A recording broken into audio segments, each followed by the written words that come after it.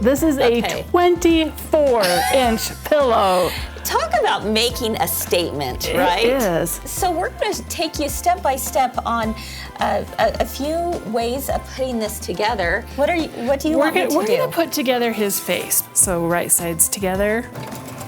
It's looking like this. He's got eyes. He's got eyes. Yes. And then we're just gonna give him his little nose and his cheek. So we're just gonna sew each of these. Oh my goodness. On this end there.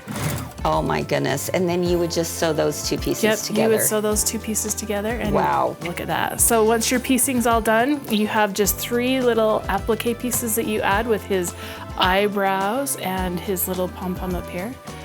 But isn't that wow. so much fun?